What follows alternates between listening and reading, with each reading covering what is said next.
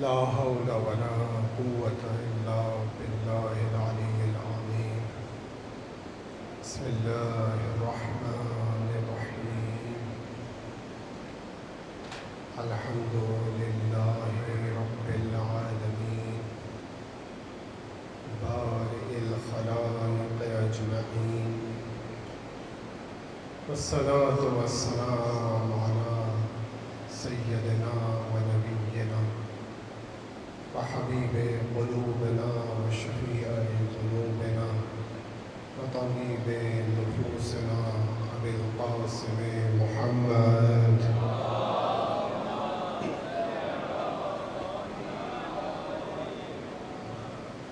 وآله الطيبين الطاهرين المنتجبين الهداة المهديين المعصومين، سيما بقية الله في الأرضين. روحي وأرواحنا بتراب مقدمه الفداء، ولعنة الدائم على أعدائهم أجمعين إلى قيام يوم الدين. الحمد لله الذي جعلنا من المتمسكين بولاية علي بن أبي طالب.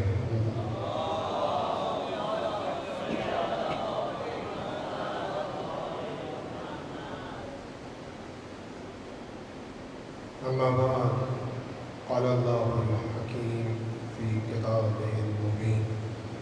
بسم الله الرحمن الرحيم. يا أيها الذين آمنوا أطيعوا الله وأطيعوا الرسول وأولي الأمر منكم. صلوات.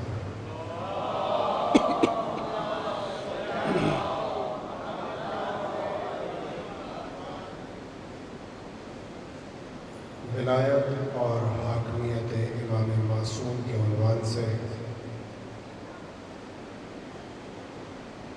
بتوفیق الہی آج کی تیسری مجلس آپ سماعت فرما رہے ہیں۔ اس کلی عنوان کے ذیل میں آج کی مجلس کا عنوان ہے ضرورت امام۔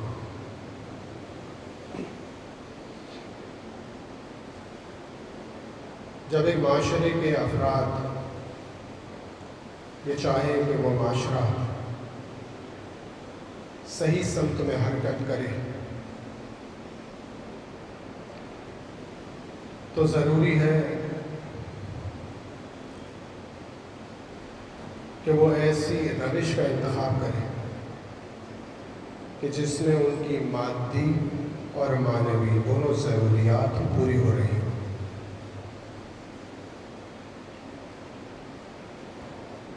اور اگر کوئی معاشرہ یہ چاہے کہ اس کی مادی اور معنوی دونوں ضروریات پوری ہو تو اسے ایک قانون کی ضرورت ہے۔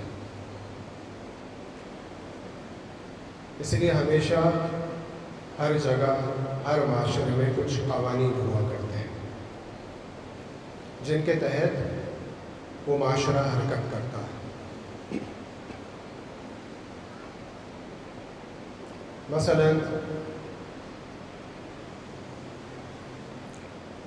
ایک سادی سی مثال، ایک معاشرہ ہے، اس میں صبح بازار کتنے بجے کھلے گا، شب کو بازار کتنے بجے بند کیا جائے گا، یہ ایک قانون کے تحت طے کیا جائے گا۔ اسی طرح اگر اس معاشرے میں ایک ازدواج ہونی ہے تو اس کے بھی کچھ شرائط ہیں، اس کے بھی کچھ قوانین ہیں۔ مثلا گواہوں کا ہونا لازم ہے، یا مثلا لڑکی کے لیے باپ کی اجازت ضروری ہے، یا مثلا اس معاشرے میں دینی اعتبار سے جو ضروریات ہیں، جو واجبات ہیں، جیسے کہ نماز، اس کے اوقات کیا ہیں؟ مثلا صبح طلوع خورشید، طلوع سورج سے پہلے ایک نماز ہے، زوال کے وقت دوسری نماز ہے، غروب کے وقت ایک نماز کا وقت ہے. یہ سارے قوانین ہیں. لیکن سوال یہ ہے کہ یہ قوانین بنائے گا کون؟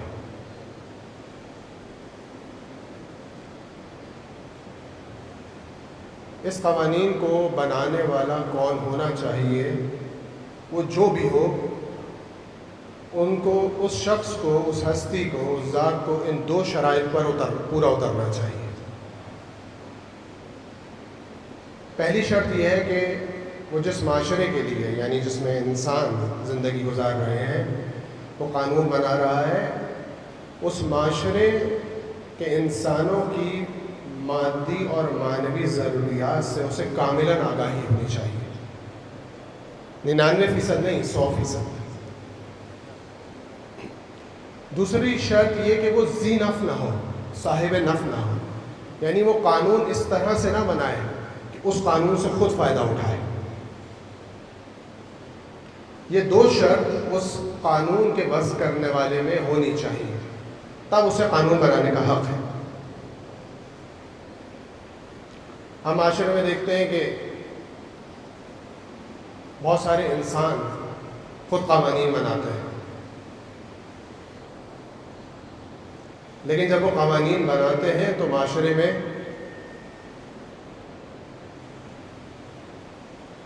اعتراض بھی ہوتا ہے، اور اس اعتراض کے نتیجے میں وہ قوانین تبدیل کر دیے جاتے ہیں. اس کا مطلب وہ قوانین کامل نہیں ہے ایک ذات انسان کے لیے.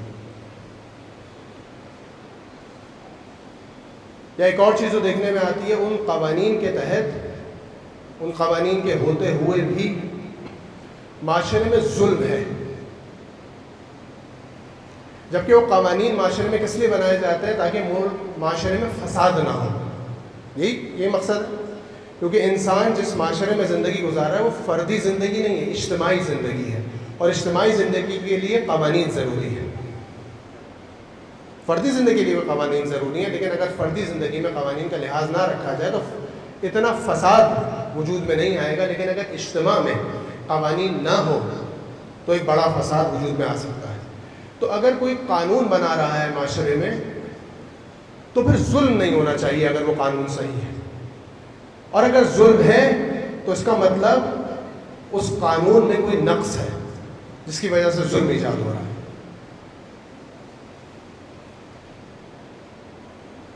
اور دوسری شرط یہ کہ وہ قانون بنانے والا ذی نفع نہ ہو، اپنے مفاد کے لیے قانون نہ بنائے. یہ بھی ہم معاشرے میں دیکھتے ہیں کہ ایک قانون جب بنتا ہے تو وہ کسی خاص گروہ، کسی خاص منطقے، کسی خاص علاقے، کچھ خاص افراد کے لیے سود مند ثابت ہوتا ہے، لیکن کسی اور کے لیے نقصان دہ ثابت ہوتا ہے. مثلا کسی ایک جگہ پر پانی کو روک کر ڈیم بنا دیا جائے تاکہ وہاں کی سرزمین کو سیراب کیا جائے، لیکن اس ڈیم بنانے سے ایک اور منطقہ ہے جہاں پہ خشک سالی پیدا ہو رہی ہے. یعنی ایک قانون جو انسان نے بنایا، اس کے نتیجے میں کسی ایک کو فائدہ ہوا اور کسی ایک کو نقصان. بس قانون بنانے کا حق اس کو ہونا چاہیے کہ جس کے اندر کوئی نقص نہ ہو، جہاں کوئی خطا کا امکان نہ ہو.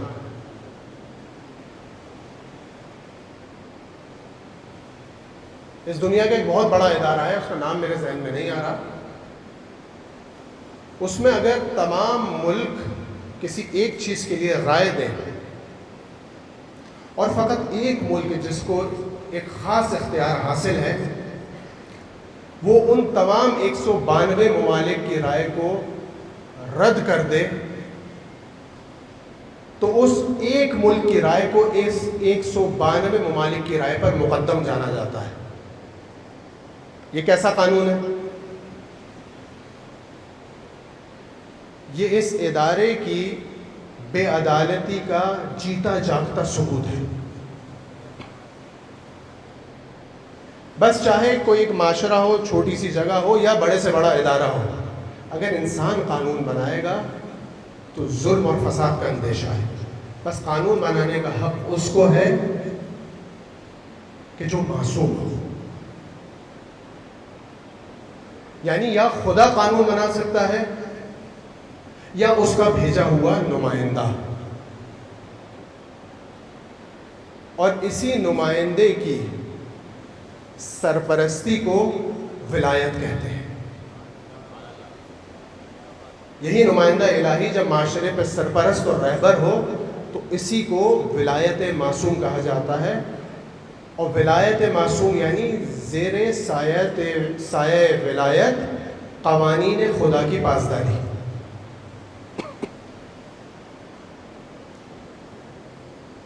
اور معاشرے میں انحراف کا وجود میں آتا ہے جب امت ولی خدا سے کہے کہ آپ گھر میں تشریف رکھیے، ہمیں فی الحال آپ کی ضرورت نہیں ہے. یہاں سے فساد ایجاد ہوتا ہے. میں امت مسلمہ کی شان میں گستاخی نہیں کر رہا. گستاخی تو یہ امت کربلا میں کر چکی ہے. ہم تو فقط ایک حقیقت بیان کر رہے ہیں.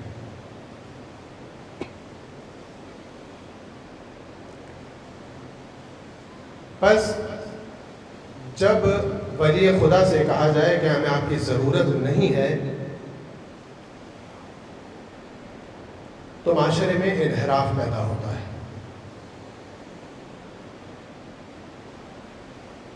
اور یہ انحراف یعنی کیا؟ یعنی ولی خدا جس معاشرے میں خانہ نشین ہو جائے.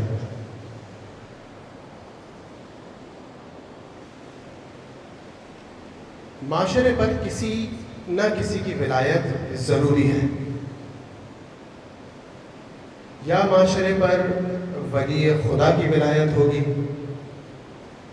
یا معاشرے پر اولیاء ابلیس کی. اگر معاشرہ ولی خدا کی ولایت سے خالی ہوا تو حتماً اس معاشرے پر اولیاء ابلیس کی ولایت ہوگی. یعنی ممکن نہیں ہے کہ ایک معاشرہ جس میں ولی خدا خانہ نشین ہو وہاں پر حق برسر پیکار ہو. جب جب ولی خدا خانہ نشین ہوگا تو کفر حاکم ہوگا. یعنی یہ ممکن نہیں ہے کہ نہریں بہہ رہی ہوں اور کوئی دریا وجود نہ رکھتا ہو. اگر نہریں بہہ رہی ہیں، نہریں سیراب ہیں، تو کوئی نہ کوئی دریا ہوگا جو انہیں سیراب کر رہا ہے. لیکن ایک مرتبہ اس دریا کے آگے اگر بند باندھ دیا جائے، ڈیم باندھ دیا جائے، تو پھر آہستہ آہستہ کیا ہوتا ہے، یہ نہریں خشک ہونا شروع ہو جاتی ہیں. اور خشک ہونے کے نتیجے میں وہ جو ہری بھری سرزمین ہے وہ صحرا اور بیابان میں تبدیل ہو جاتی ہے. پھر وہاں ہرے بھرے درخت نہیں ہوتے بلکہ وہاں خاردار درخت اور کانٹے وجود میں آتے ہیں.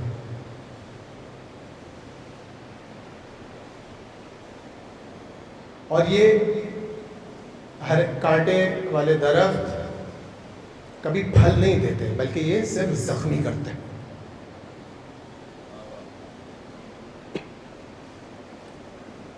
اہل سنت کے منابع کی 2 بڑی کتابیں ہیں، جس میں ایک کتاب ہے البدایہ والنہایہ ابن کثیر. اس میں ابن کثیر نے ایک روایت کو نقل کیا. روایت ہے ولید ابن عتبہ کے بارے میں. یہ کون شخص ہے؟ یہ وہ شخص ہے کہ جو مدینہ کا والی ہے، جس نے امام حسین علیہ السلام سے بیعت کا تقاضا کیا.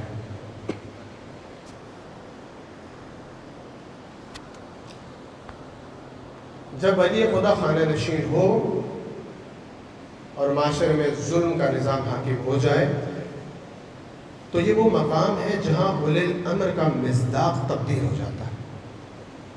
یا ایھا الذین آمنوا اطیعوا اللہ واطیعوا الرسول واولی الامر منکم. اے ایمان والو، اللہ کی اطاعت کرو، واضح ہے.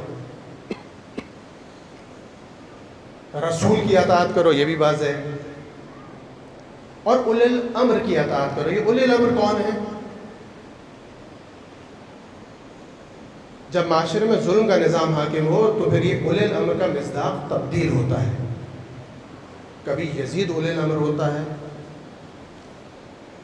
کبھی عبد الملک بن مروان جیسے اشخاص اولی الامر ہوتے ہیں، اور کبھی یہ ولید جیسے اشخاص اولی الامر ہوتے ہیں. اور جب یہ اولی الامر ہوتے ہیں تو کیا ہوتا ہے؟ ابن کثیر لکھتا ہے کہ دربار میں بیٹھا تھا اور ایک مرتبہ اس نے کہا میری تمام آرزوئیں پوری ہو گئی، فقط ایک آرزو ہے. کہا جی جناب علی کیا آرزو پوری نہ ہوئی آپ کی؟ کہتا ہے میری ایک آرزو ہے کہ میں کعبے کی چھت پر شراب کی بساط بچھاؤں اور سیر ہو کے شراب پی.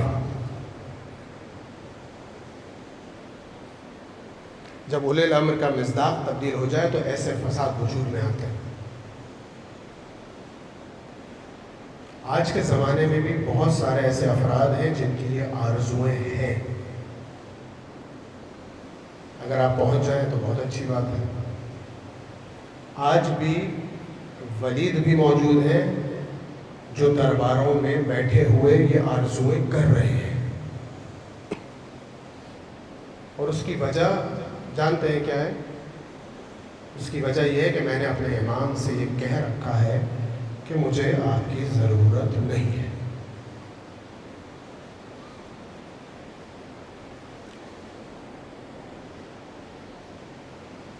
کیسے کہہ سکتا ہوں؟ کیونکہ جب مجھے کسی چیز کی ضرورت ہو تو میں اس کے لیے یقیناً کوئی کوشش اور اقدام کروں گا. میں باقاعدگی سے دعائے ندوہ پڑھتا ہوں، میں امام کے ظہور کی دعا کرتا ہوں، میں الجل الجل کہتا ہوں. لیکن کیا یہ ثابت کرتا ہے کہ مجھے میرے امام کی ضرورت ہے؟ اگر مجھے کسی چیز کی ضرورت ہے تو میں گھر سے باہر نکلوں گا، کیونکہ مجھے یقین ہے کہ مجھے اس چیز کی ضرورت ہے، اور جب تک میں گھر سے باہر نہیں نکلوں گا میری ضرورت پوری نہیں ہوگی. بس اس لیے میں گھر سے باہر قدم نکالوں گا. تو مجھے اپنے آپ سے پوچھنے کی ضرورت ہے کہ کیا میں اپنے امام کے لیے گھر سے قدم باہر نکال رہا ہوں یا نہیں؟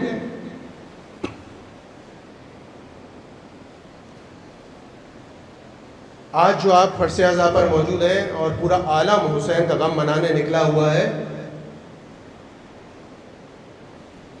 یہ اپنے امام کی خاطر ہی گھر سے باہر نکلے ہیں. فقط انہیں ایک ڈائریکشن کی ضرورت ہے، ایک زاویے کی ضرورت ہے. اگر ان کو ایک ڈائریکشن مل جائے تو وقت کا امام ضرور کر جائے گا.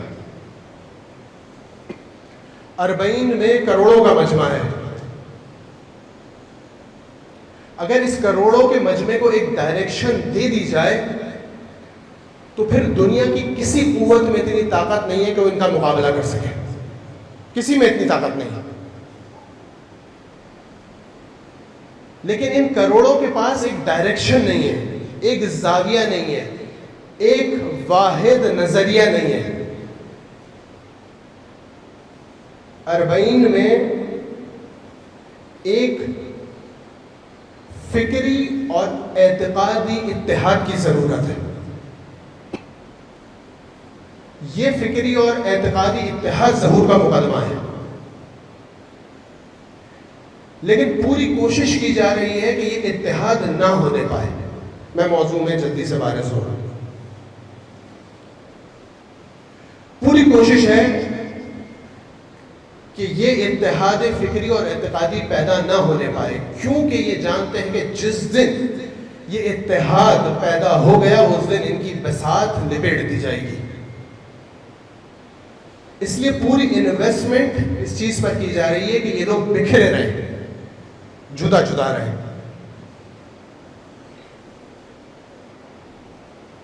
کیونکہ جس دن یہ متحد ہو گئے اس دن وہ معاشرہ تشکیل پائے گا جو اپنے مقصد حیات کی طرف بڑھے گا، اور اس مقصد حیات میں فقط مومنین ہوں گے جو قوی ہوں گے، اور اس میں کوئی منافق نہیں ہوگا۔ اور جس امت میں منافق نہ ہو وہ اپنے اصلی ہدف کی طرف بڑھتی ہے اور اس کی فتح یقینی ہوتی ہے۔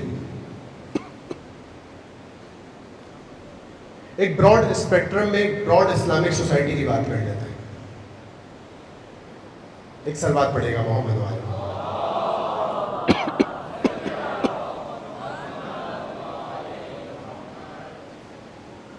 آج کی مجلس میں، آج کی گفتگو میں آپ کو کچھ فکر دینا چاہ رہا ہوں جو انشاءاللہ باقی آنے والی مجالس کا مقدمہ ہوگا۔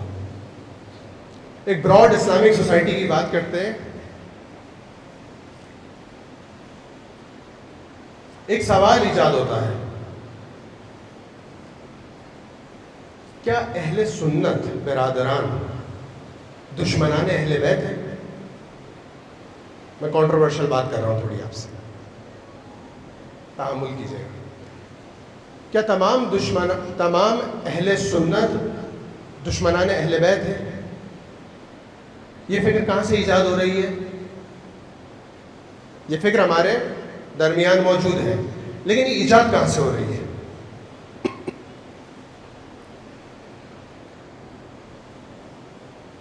مجھے تھوڑی سی ہمت چاہیے، ایک سلوات پڑے گا بلند محمد والے محمد۔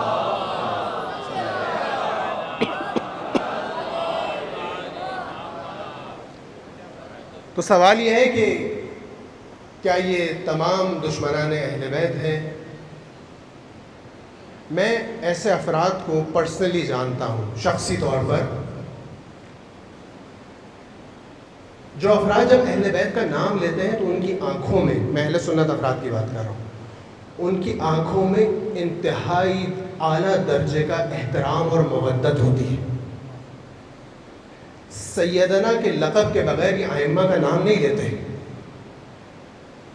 اور یہ یقیناً ہمارے کچھ افراد سے بہت بالا تر مقام پر موجود ہیں۔ ایسے افراد کیا دشمنان اہل بیت ہیں؟ یہ تفکر ہمارے درمیان موجود ہے۔ کہاں سے آ رہا ہے یہ تفکر؟ اور اس کے برعکس ایک اور تفکر بھی موجود ہے، یہ بھی سوال آپ کے سامنے پیش کر دوں۔ کیا تمام شیعہ گستاخ ازواج رسول ہیں؟ آپ تمام افراد یہ بات اچھی طرح سے جانتے ہیں کہ یہ حقیقت نہیں ہے، یہ حقیقت نہیں ہے۔ بس یہ جو افراد ان دونوں فرق میں موجود ہیں، یہ مٹھی بھر افراد ہیں، مٹھی بھر افراد۔ یہ اہل سنت افراد کو بھی بدنام کر رہے ہیں اور اہل تشیع افراد کو بھی بدنام کر رہے ہیں۔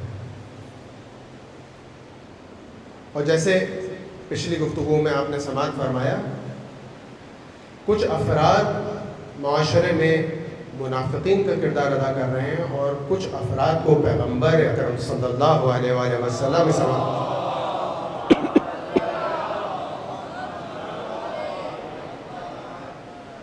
پیغمبر اکرم نے کچھ افراد کو یہود امت کہا ہے۔ یہ وہ افراد ہیں کہ جو معاشرے میں یہ تفکرات ایجاد کر رہے ہیں،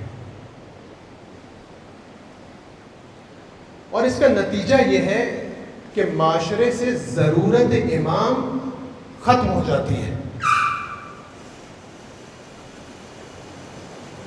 معاشرہ پھر امام کی ضرورت کو محسوس نہیں کرتا۔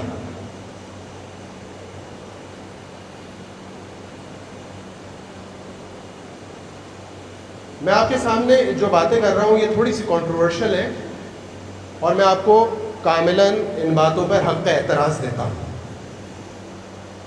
ایک سلوات پڑھ لیں محمد والے۔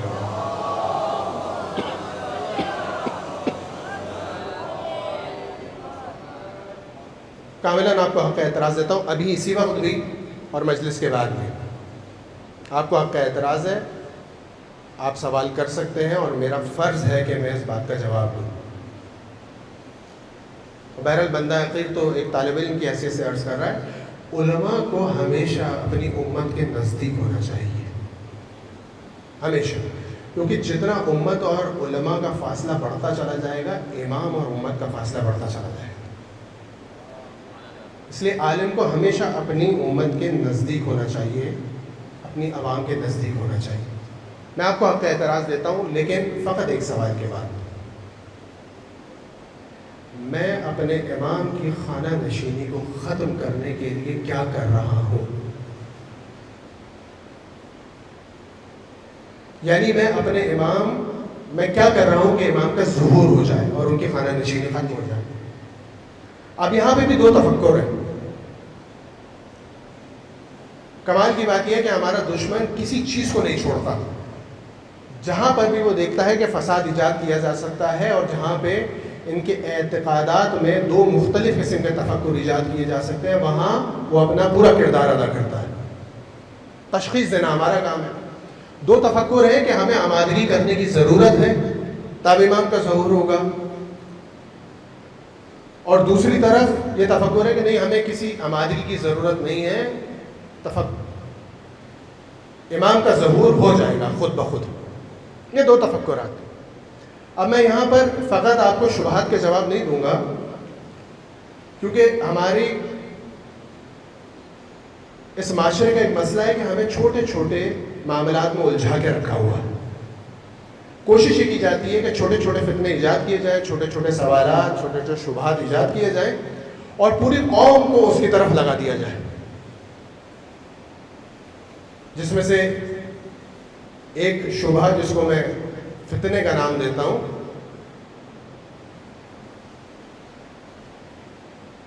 ٹیلی ویژن پر مناظرہ، یہ اس دور کا ایک فتنہ ہے جسے ایجاد کیا گیا۔ مناظرہ، مقابلہ، مباحثہ، مباہلہ، یہ سب کے سب ایک ہی باب سے ہیں، مفاعلہ۔ عربی میں ایک باب ہے جسے باب مفاعلہ کہتے ہیں، لیکن ان چاروں کے معنی مختلف ہیں۔ مقابلہ ایک الگ نتیجہ دیتا ہے، مباہلہ ایک الگ نتیجہ دیتا ہے، مناظرہ ایک الگ نتیجہ دیتا ہے، مباحثہ ایک الگ نتیجہ دیتا ہے۔ اگر دو اشخاص آپس میں بیٹھ کر کوئی بات کریں اور یہ طے کریں کہ ہم نے ایک موضوع پر گفتگو کرنی ہے، تمہاری رائے الگ ہے، میری رائے الگ ہے، اور ہمیں ایک خاص نتیجے پر پہنچنا ہے، جس نتیجے پر بھی ہم پہنچیں گے وہ ہمارے لیے قابل قبول ہوگا، اسے کہتے ہیں مباحثہ۔ لیکن مناظرہ کیا ہے کہ دونوں اشخاص اپنی بات پر قائم ہیں اور ایک دوسرے کو ڈیفیٹ کرنے کے لیے، شکست دینے کے لیے میدان میں آتے ہیں، اور یہی شکست جب لان کا باعث بن جائے تو اسے مباہلہ کہتے ہیں۔ لیکن مناظرہ کبھی بھی عمومی نہیں ہوا کرتا، مناظرہ ہمیشہ علماء کے درمیان ہوتا ہے۔ جب اس مناظرے کو عمومی شکل دی جائے گی تو اس کا نتیجہ یہ ہوگا کہ عوام جس کو اس چیز سے کوئی غرض نہیں ہونا چاہیے تھا، اس کو نہیں دیکھنا چاہیے تھا، اس کو نہیں سننا چاہیے تھا، یہ عام عوام اس میں مشغول ہوگی اور اس کے نتیجے میں کوچوں گلیوں میں دستے گریبان ہوں گے۔ آج یہی فضا ایجاد کرنے کی کوشش کی جا رہی ہے، اور میری بات کو اگر چاہے تو کہیں لکھ لیں، 10 سال بعد اس کے نتائج آپ دیکھیں گے۔ اس کی آگاہی ضروری ہے۔ یعنی مناظرے کا تعلق عام عوام سے ہے ہی نہیں۔ مناظرہ ایک علمی چیز ہے جو دو علماء کے درمیان ہے، جو دو مکاتب فکری کے درمیان ایک بحث ہے، ایک نتیجے پر پہنچے، وہاں جو افراد ہیں وہ یہ جانتے ہیں کون حق پر ہے کون باطل پر ہے، قبول کیا نہیں کیا بات وہیں تمام اس محفل و مجلس میں، اس کا اثر عوام پر نہیں ہونا چاہیے۔ لیکن جب اس کو گھسیٹ کر عوام کے درمیان لایا جائے گا تو یقیناً فتنہ ایجاد ہوگا، اور یہ دشمن چاہتا ہے کہ یہ عوام آپس میں دستے گریبان رہے۔ اب اس کا جواب میں آپ کو کلی طور پر دیتا ہوں۔ پہلے تو جزئی جواب سن لیجئے کہ جو ظہور کے معاملے میں ایک مسئلہ ہے، ایک سادہ سا جواب ہے۔ امام کی غیبت کیوں ہوئی ہے؟ امام کی غیبت اس لیے وجود میں آئی کہ ایک 5 سالہ امام ہے جس کی حفاظت کے لیے کوئی موجود نہیں ہے، اور اگر اسے پردہ غیب میں نہ بھیجا گیا تو بقیہ 11 اماموں کی طرح اسے قتل کر دیا جائے گا۔ سادی سی بات ہے، سب جانتے ہیں، سب اس پر متفق علیہ بات ہے، یہ کوئی اختلاف نہیں ہے۔ اختلاف فقط نتیجے میں ہے، وہ بھی کسی خاص تفکر کی بنیاد پر۔ بس خدا نے اس آخری حجت کو قتل سے بچانے کے لیے پردہ غیبت میں بلا لیا۔ ارادہ خدا کیا تھا کہ یہی حجت خدا معاشرے میں رہے، ہدایت ہو، اور اس کی امت اپنے کمال تک پہنچے، لیکن وہ ارادہ خدا تحقق نہیں پایا۔ امام غیبت میں چلے گئے، کیوں؟ کیونکہ محافظ نہیں تھے۔ اب اگر میں کہوں کہ ایک مرتبہ محافظ، جتنے محافظوں کی ضرورت ہے، اگر وہ محافظ آ جائے تو کیا ہوگا؟ ظہور ہو جائے گا۔ محافظین کی وجہ سے، ان کی قلت، ان کے فقدان کی وجہ سے امام کی غیبت ہوئی تھی، وہ جب موجود ہوں گے تو ظہور ہو جائے گا۔ تو ان کے موجود ہونے کے لیے کسی امادگی کی ضرورت ہے یا معجزے سے وجود میں آئیں گے؟ سادی سی بات۔ لیکن میں جزیات میں نہیں جانا چاہ رہا، میں آپ کو ایک کلی فارمولا دینا چاہ رہا ہوں آپ کی خدمت میں۔ آپ میں سے تقریباً تمام افراد اس سے واقف ہیں، فزکس، کیمسٹری، میتھس میں کیا کیا جاتا ہے؟ فارمولا دیے جاتے ہیں۔ ہر چیز کو سالو کرنے کے لیے ایک مختلف چیز نہیں ہوتی، بلکہ ایک فارمولا دیا جاتا ہے کہ جس کے تحت بہت ساری چیزیں ایک ساتھ حل ہو سکتی ہیں۔ مختلف ویلیوز اس فارمولے میں ڈالتے جائیے، نتیجہ آپ کے سامنے آتا چلا جائے گا۔ یہی ہے فارمولا۔ مظلومیت امام کا فارمولا کیا ہے؟ مظلومیت امام ایک چیز ہے نا جو وجود میں آئی، آج بھی وجود رکھتی ہے۔ اس کا فارمولا کیا ہے؟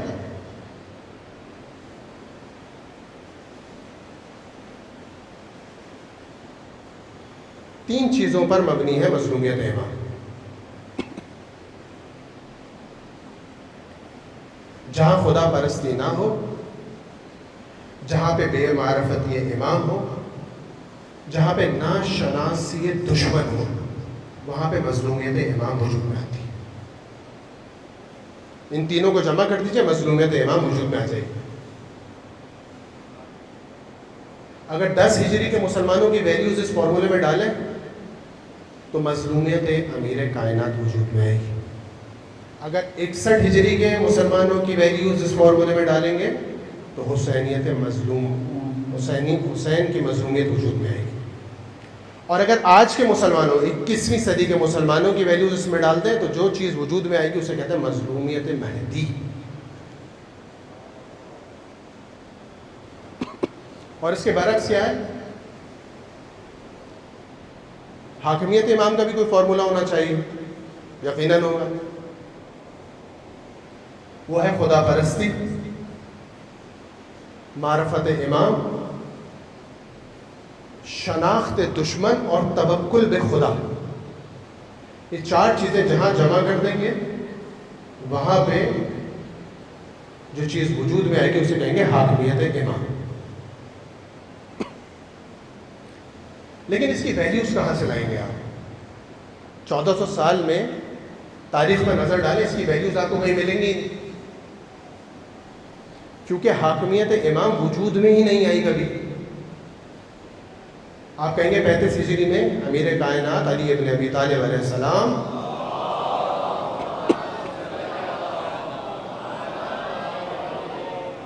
خلیفہ مقرر کیے گئے، سربراہ رہبر مقرر کیے گئے، تو وہاں کیا حاکمیت امام وجود میں نہیں آئی تھی؟ خدا پرستی تھی، معرفت امام بھی تھی، شناخت دشمن نہ تھی۔ کیونکہ اگر شناخت دشمن ہوتی تو صفین میں شکست نہیں ہوتی۔ توکل خدا ہوتا، توکل پہ خدا ہوتا تو صفین میں شکست نہیں ہوتی۔ اس کا مطلب ہے یہ 2 ویریبلز، یہ 2 ویلیوز اس فارمولے سے غائب تھیں، اسی لیے حاکمیت امام وجود میں نہیں آئی، اور جس کا نتیجہ 40 ہجری میں امیر کائنات کی شہادت پہ اختتام پذیر ہوا۔ تو اس کی ویلیوز کہاں سے لائیں؟ اپنے اطراف میں نگاہ کرنے کی کوشش کیجئے. کوئی نظر آتا ہے کہ جس کی خدا پرستی بہت بالا مقام پر ہو، جس کی معرفت امام بھی بہت بالا مقام پر ہو، جو دشمن کی آنکھوں میں آنکھیں ڈال کے بات کرتا ہو، اور جس کا توکل خدا بھی 100% ہو؟ ایسا کوئی نظر آتا ہے؟ اپنے آس پاس نظر دوڑائیں. اگر آپ کو کوئی ایسا نظر آ رہا ہے تو اس کا مطلب ہے حاکمیت امام وجود میں آ رہی ہے. اور اگر آپ کو سمجھ میں آ جائے کہ حاکمیت امام کہاں وجود میں آ رہی ہے تو اس کا ساتھ دینے کی ضرورت ہے، مخالفت نہیں کی جائے. کیونکہ ایک مرتبہ پھر جب مخالفت کی جائے گی تو نتیجہ کیا ہوگا؟ مظلومیت امام، مظلومیت امام مہدی آخر الزمان.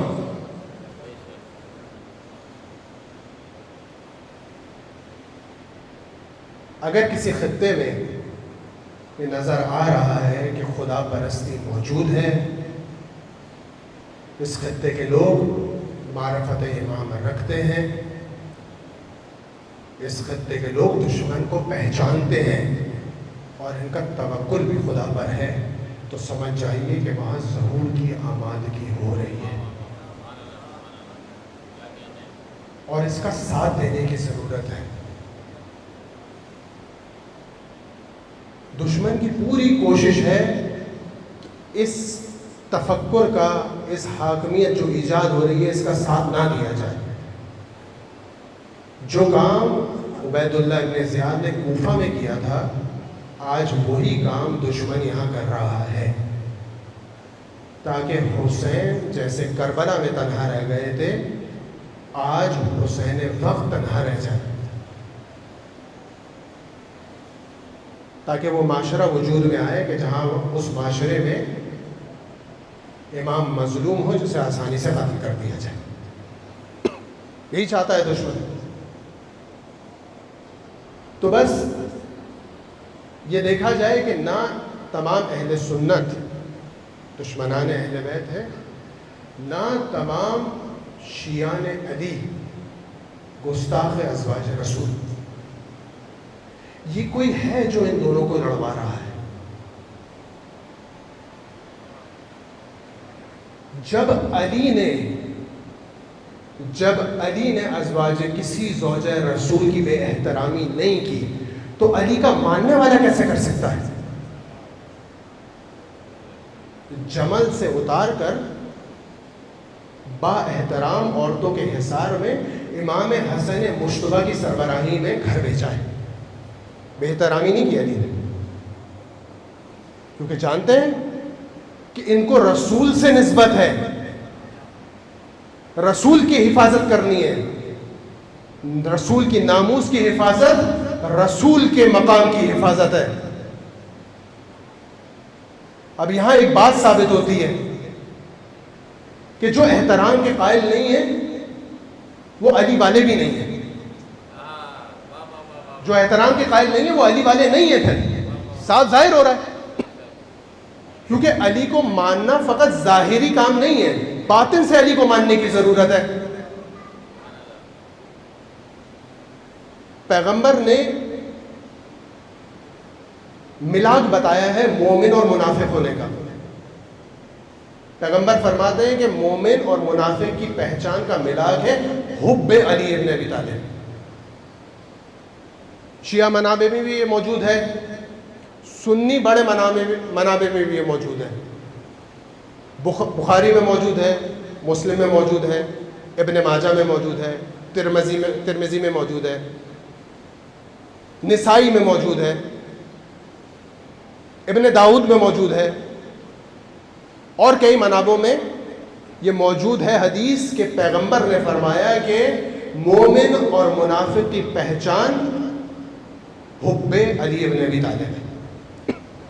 لیکن حب کی ڈیفینیشن کیا ہے؟ فقط ظاہر سے کہنا مسجد میں علی، کعبے میں علی، منبر پہ علی، بستر پہ علی کافی ہے؟ علی کو ان سب جگہوں سے پہلے یہاں ہونا چاہیے. اگر علی باطن میں ہے تو پھر علی ہر جگہ ہے. اگر علی باطن میں نہیں ہے تو پھر علی کہیں بھی نہیں ہے. اور یہی محب کی پہچان ہے کہ اس کے باطن میں علی وجود رکھتا ہے, اس کے باطن میں موجود ہوتا ہے. اور منافق وہ ہے جس کے فقط ظاہر میں علی ہے. اب جو بیٹھے ہوئے مقدسات اسلامی کی توہین کر رہے ہیں, یہ واضح ہے کہ وہ علی والے نہیں ہیں, کیونکہ علی والے ہوتے تو کبھی مقدسات کی توہین نہ کرتے. ان کے ظاہر میں فقط علی ہے, ان کے باطن میں علی نہیں ہے. اسی کو تو منافق کہتے ہیں. یہی تو اصلی منافق ہے.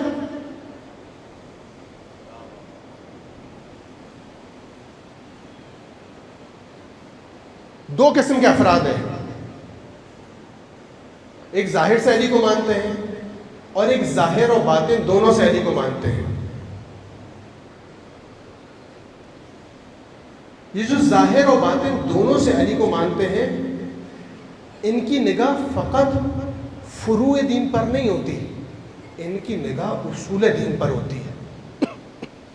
کیونکہ اصول ایمان کا نام ہے علی ابن ابی طالب.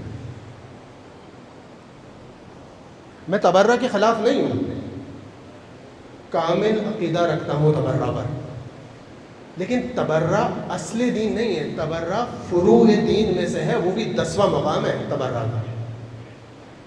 باقی پہلے 5 اصول دین کامل ہو, 9 فروع دین کامل ہو, اس کے بعد تبرہ کی باری آتی ہے. تبرہ واجب ہے, لیکن شرائط کے ساتھ. ہر چیز کی ایک اصل ہوا کرتی ہے اور ہر چیز کی ایک فر یعنی شاخیں. مثال کے طور پر ایک درخت ہے, درخت کا تنا اصل ہے اور اس کی جو شاخیں ہیں وہ اس کی فر ہے. جب کوئی شاخ خراب ہو جائے تو اسے کاٹ دیا جاتا ہے تاکہ اصلی تنے پر یعنی جو اصل ہے وہ اس پر کوئی خرابی نہ آئے, وہ خراب نہ ہونے پائے.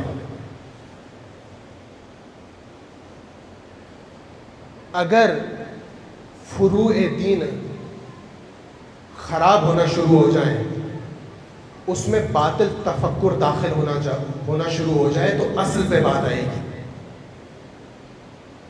یعنی اگر فروع دین میں کوئی خرابی پیدا ہوگی تو اثر اس کا ہوگا امامت پر, اثر ہوگا اس کا نبوت پر, اور اس کا اثر جائے گا توحید پر. اس لیے فروع دین کو کبھی خراب نہ ہونے دیں. تبرہ اس کی اصلی شکل میں ہونا چاہیے, تولا اس کی اپنی شکل میں ہونا چاہیے. جب تولا اپنی حدوں سے آگے پیچھے ہوتا ہے تو ایک مرتبہ مقصر وجود میں آتے ہیں, ایک دفعہ غالی. اسی طرح تبرہ اگر وہ اپنی حدوں سے باہر نکل جائے, کون سی حدیں؟ تبرہ کی حدیں کیا ہیں؟ تبرہ کے اصول وہ ہیں کہ جو ہمارے ائمہ نے ہمیں تعلیم کیے ہیں. زیارات میں تبرہ کا طریقہ سکھایا گیا, دعاؤں میں تبرہ کرنے کا طریقہ سکھایا گیا. تو تبرہ اسی طرح کیا جائے جیسے امام بتا رہے ہیں. اب اگر امام نے کچھ اور بتایا ہے, اپنی خواہش کے حساب سے کچھ اور کیا جا رہا ہے, تو یہ امام کے ماننے والے نہیں ہیں, یہ امت میں گھسے ہوئے یہود امت ہے, یہ منافقین امت ہے.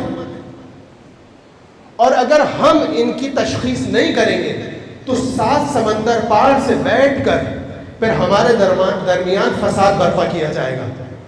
آپ سمجھ رہے ہیں 7 سمندر پار سے بیٹھ کر, یعنی فون کالز کے ذریعے فیبریکیٹڈ سوال اچھالے جائیں گے اور ان کے جواب میں آدھا گھنٹے, ایک گھنٹے توہین کی جائے گی مقدسات دین کی.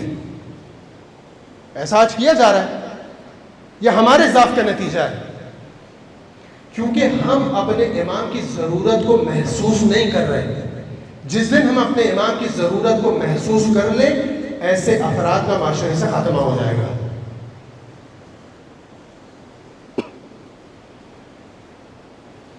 گمراہی پر ہونا مشکل نہیں ہے. گمراہی پر ڈٹے رہنا اصل گناہ ہے.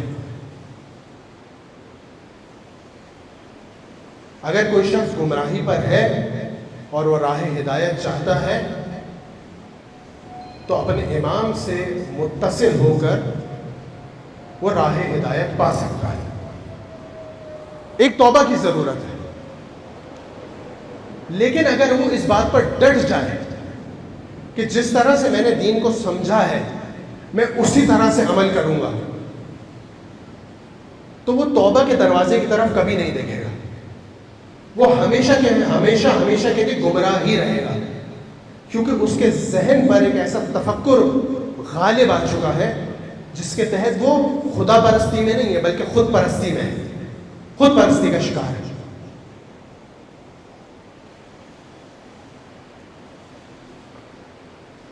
کربلا میں ایک ایسے تفکر کی مثال ملتی ہے جو گمراہ تفکر تھا، گمراہ وجود تھا، لیکن اس کے وجود میں، اس کے باطن میں کہیں نہ کہیں ہدایت کی خواہش تھی. اس نے اپنے قلب پر کبھی مہر نہیں لگائی تھی. اس تفکر کا نام ہے تفکر حر ابن یزید رہائی.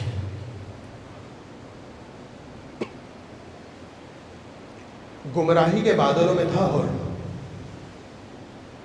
لیکن خواہش تھی کہ کسی طریقے سے ہدایت حاصل ہو جائے.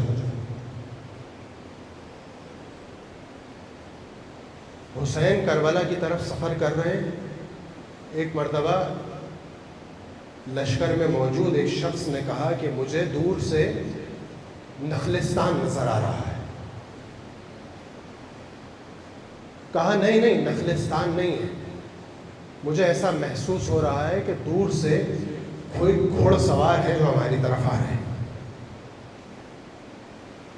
امام متوجہ ہوئے اور امام نے کہا کہ نزدیک ترین کوئی منزل ہے جس پر قیام کیا جا سکے. امام کو بتایا گیا. امام نے کہا لشکر کو اس منزل کی طرف موڑ دو. یہ حر ابن یزید رہائی کا لشکر تھا جو امام کی طرف آ رہا تھا. امام اس منزل پر پہنچے. امام نے قیام کیا.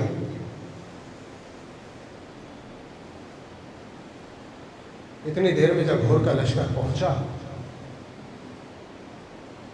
تو حر امام سے ہم کلام ہوا. کہا مجھے حکم ملا ہے حکومت کی طرف سے کہ میں آپ کو لے کر ابن زیاد کے حضور جاؤں. امام نے کہا دیکھو ہم اپنی مرضی سے کوفہ نہیں جا رہے، ہمیں خط لکھ کر، خطوط لکھ کر کوفہ بلایا گیا. امام نے اشارہ کیا. ایک بوری لائی گئی جس میں سینکڑوں خطوط تھے. امام نے وہ حر کے سامنے رکھ دیے اور کہا حر دیکھو کوفیوں نے ہمیں دعوت دی ہے، ہم کوفیوں کی دعوت پر جا رہے ہیں. اگر کوفی اپنی دعوت سے پیچھے ہٹ گئے ہیں تو کوئی بات نہیں، میں واپس مدینے پلٹ جاتا ہوں، یا اگر مدینے جانے کی اجازت نہیں ہے تو میں واپس یمن کی طرف چلا جاتا ہوں. اور نے کہا آپ کو کہیں جانے کی اجازت نہیں ہے، فقط اور فقط آپ کو کوفہ جانا ہوگا.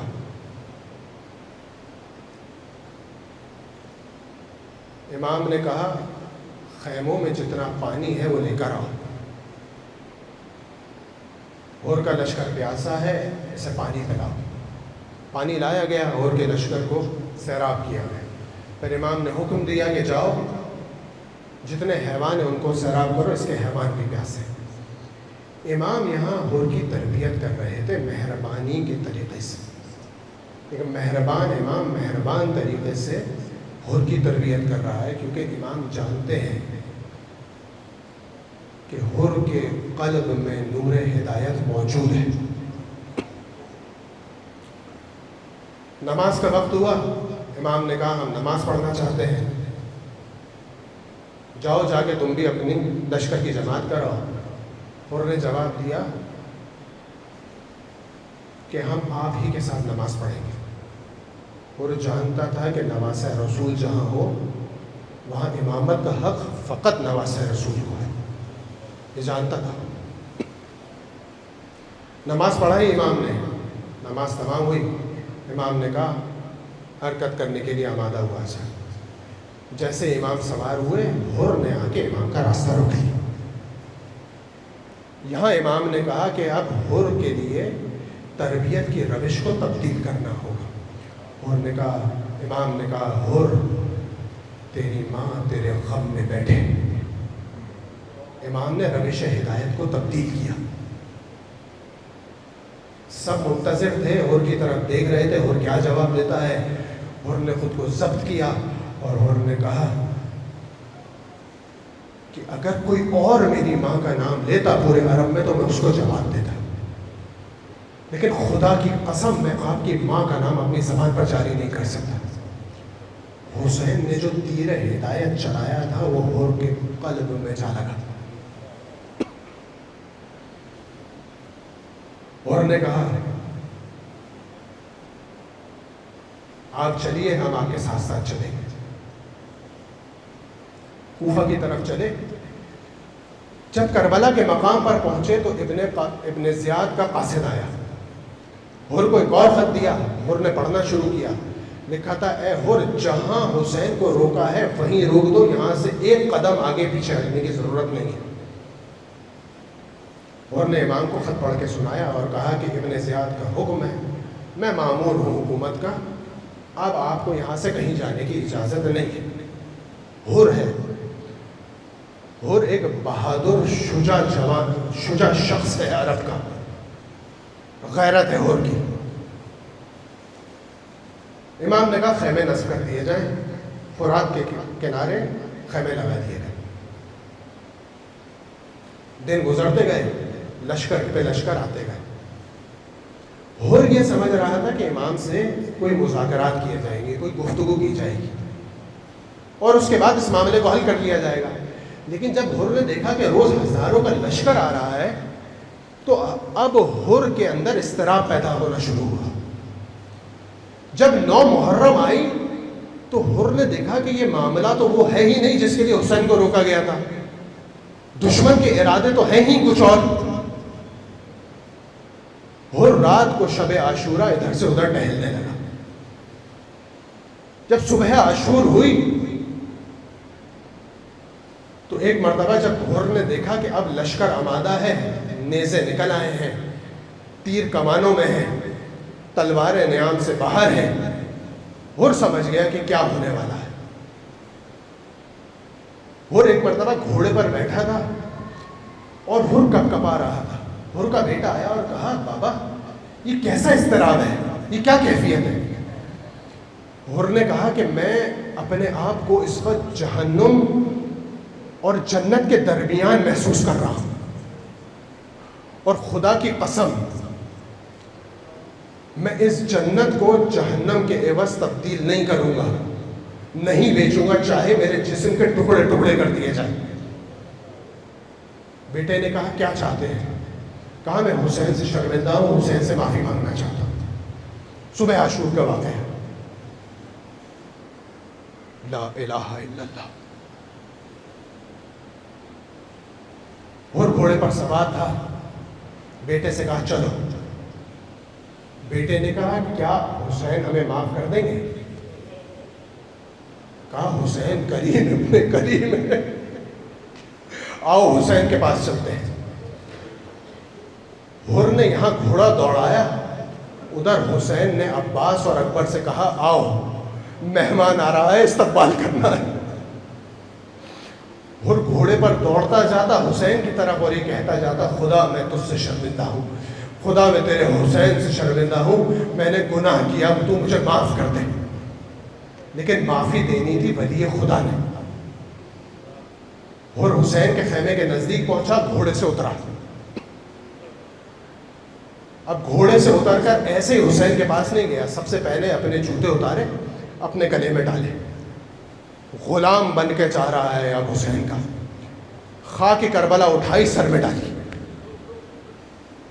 سر کو جھکایا، حسین کے پاس پہنچا۔ حسین منتظر تھے، حسین سے کہا اے میرے مولا، میں نہیں جانتا تھا ان کا ارادہ کیا ہے، میں نے گناہ کیا کہ میں نے آپ کو کربلا کی سرزمین پر روکا، اگر میں ان کے ارادے کو جانتا ہوتا تو کبھی آپ کو اس سرزمین پر نہ روکتا، کیا آپ مجھے معاف کر سکتے ہیں؟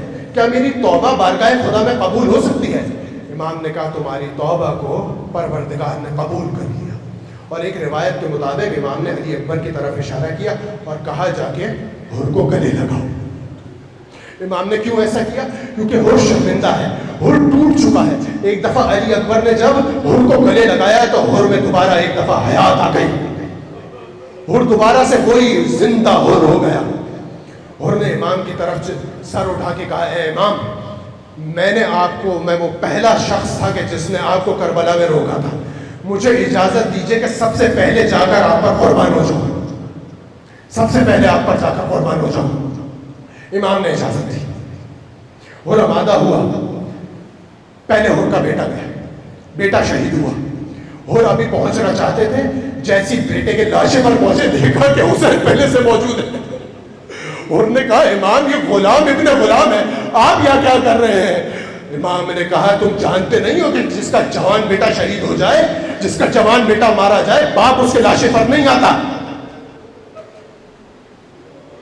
حسین لاشے کو لے کر پلٹے اور میدان کی طرف گئے، رجس خانی کی، حملہ کیا، حملہ کرتے جاتے اور کہتے جاتے کہ تم جانتے نہیں ہو تم کس کے خلاف کھڑے ہو، تم حسین کے خلاف کھڑے ہو، یہ زہرا کا لال ہے، یہ نبی کا نوازا ہے، تم اس پر تلواریں چلاتے ہو، لال ہو تم پر، وائے ہو تم پر، یہ کہتے جاتے اور لشکر میں داخل ہوتے جاتے، قتل کرتے گئے، واصل جہنم کرتے گئے۔ ایک مرتبہ جب حر وسط لشکر پہنچ گئے تو اب تیر برسنا شروع ہوئے، نیزے برسنا شروع ہوئے، حر پر تلواریں چلنا شروع ہوئی، حر زخمی ہو گئے اور زخموں کی تاب نہ لا کر حر کے جسم سے خون کے فوارے جاری تھے، حر ایک مرتبہ تاب نہ لا سکے اور گھوڑے سے گرے، حر کا چہرہ زخمی ہے، حر کا بدن زخمی ہے۔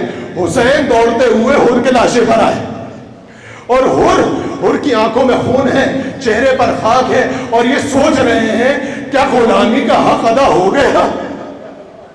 آنکھیں بند ہونے والی ہیں، حر کے جسم سے روح پرواز کرنے والی ہے، حر فقط ہاتھ جوڑ کر دعا کر رہے ہیں خدا سے، اے خدا غلامی، اس غلام کو قبول کر لے، اس غلامی کے حق کو قبول کر لے۔ ایک مرتبہ حر نے محسوس کیا حر کے سر کو کسی نے اٹھایا، زانو پر رکھا، اور ایک مرتبہ ایک عبا حر کے چہرے سے پھیری گئی۔ جب عبا پھیری گئی تو حر کے چہرے سے خون صاف ہوا، آنکھوں سے خون صاف ہوا۔ حر نے ایک مرتبہ دیکھا آقا تشریف لائے ہیں، حسین تشریف لائے ہیں۔ حر نے ہاتھ جوڑ کر کہا اے مولا آپ کو غلام کے لاشے پر؟ امام نے کہا کہ ہاں حر تم نے غلامی کا حق ادا کر دیا۔ حر نے پوچھا امام کیا غلام کی قربانی قبول ہو گئی؟ امام نے کہا ہاں تم نے حر ہونے کا حق ادا کر دیا۔ ایک مرتبہ امام نے کہا تھا اے حر تمہاری ماں تمہارے غم میں بیٹھے، اور یہاں امام نے کہا حر تم ویسے ہی حر ہو جیسے تمہاری ماں نے تمہارا نام حر رکھا تھا۔ حر کی روح اس کے جسم سے پرواز کر گئی۔ میں کہوں گا اے حسین، جب کوئی بھی شخص کربلا کے میدان میں گھوڑے سے گرتا تو آپ دوڑے ہوئے آتے، اس کے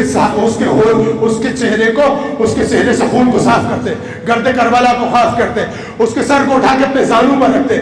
لیکن امام تھوڑی ہی دیر بعد اسرا عاشور ہوگی، جب آپ گھوڑے سے گریں گے تو آپ کے سر کو اٹھانے والا کوئی نہ ہوگا۔ ایک مرتبہ اسرا عاشور ہوئی، آسمان سرخ ہوا، کربلا میں آواز گونجی قتل الحسین میں کربلا، قتل الحسین میں کربلا۔ زینب میدان کی طرف دوڑی، آواز آئی شمر و جالس علی صدر الحسین، شمر و جالس علی صدر الحسین، شمر حسین کے سینے پر بیٹھا۔ اب کسی نے حسین کے سر کو اٹھا کر زانوں پر تو نہ رکھا، ایک مرتبہ شمر نے حسین کو بالوں سے پکڑا، حسین کے سر کو اٹھایا، کربلا کی خاک پر پلٹ کر رکھا، 12 ضربوں سے حسین کے گلے کو کاٹ ڈالا۔